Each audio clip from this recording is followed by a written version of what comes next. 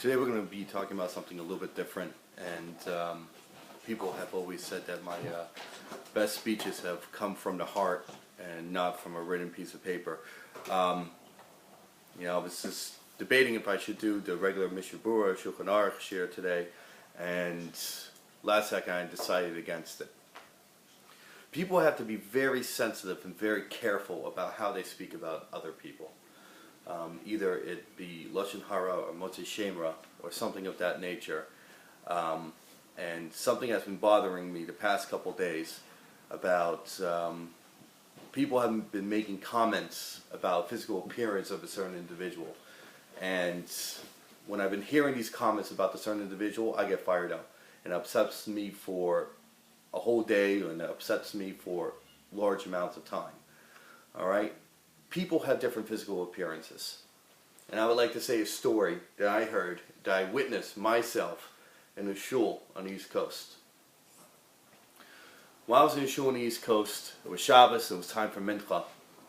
And there was a gentleman there with cerebral palsy. Now, I don't know if you met someone with cerebral palsy, their mind is 100% clear. They're able to think 100% with their minds. But their body doesn't work as well as it should. The muscles in the bodies are tighter, and they cannot move the way that they should be moving. So it came time for Mincha. They wanted to have a Mincha minyan on Shabbat, on Shabbos, and they had exactly 10 people. And the person with cerebral palsy was there, who was just learning Talmud, learning Gemara with someone, a high level, be'in, in depth, inside the shul. And when it came time for a minyan, 3 individuals said, we cannot count him as a minyan. Because he's in a wheelchair, and he looks different, his muscles are tight, which means he cannot move like a normal human being. We cannot count him as a minyan. The individual then said, asked in a clear voice, why can't you count me as a minyan? The 3 gentlemen said, well, you're not mentally right to do it.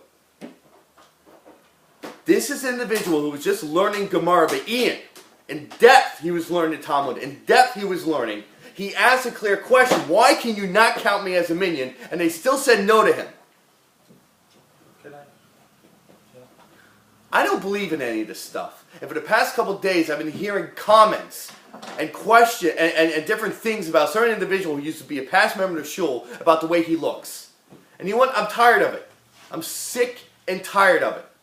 I don't want to hear comments about the way someone looks, the way that he does not take care of his body the way the rest of us do, what is the typical norm.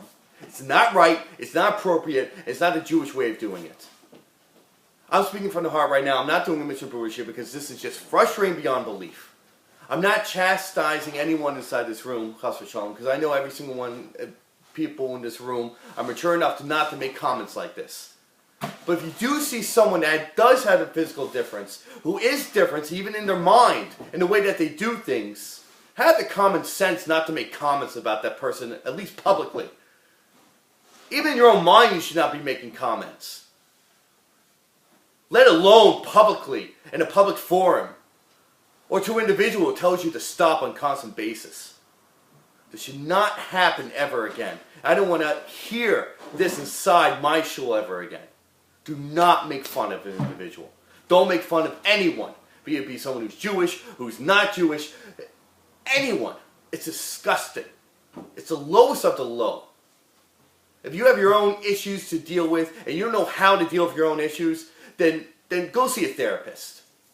But do not make fun of an individual because he's a little bit different, or he does things differently. His hygiene is not perfect. We're not in 2nd grade anymore. We're not in 3rd grade. When I was a middle school teacher for 7th and 8th graders, they wouldn't even sink down to this level to do it.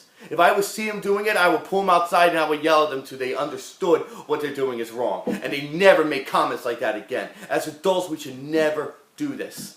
Our job is to love and to respect every single individual, not make fun of them because their hygiene is not up to par. It's disgusting. Disgusting on the highest level. If you see someone doing that, it's your job to go over to that person, pull them aside, and say, listen, please stop. It's not right. It is not right. And if I hear someone doing that inside the shul, I will ask the person to leave, even if they're the 10th person for the minyan. Because I don't want that kind of business in the shul. The shul is an Orthodox shul. It's a shul that's accepting of everyone. Doesn't matter what they look like, even if the person is not inside the shul. Do not do that anymore. Anyone. Do not make fun of an individual because of the way that they look, the way that they sound, anything of that nature. It's disgusting and chutzpahdik. Yes, Rob? You should use the word observant, not orthodox there. Observant. It doesn't matter. Observant, Orthodox, Reconstructionist, Reform, Conservative. Doesn't matter. We're Jews. Jews don't behave this way. We don't. It's against our principles. It's against the Torah 100%. We do not make fun of people. Even in jest, we should try not to do it. There's a phrase that says kibitzing with someone, which means you rub elbows with someone. Okay, if you have a certain relationship, you can rub elbows with them. You can poke fun a little bit, and you know that person will not get insulted. That's one thing.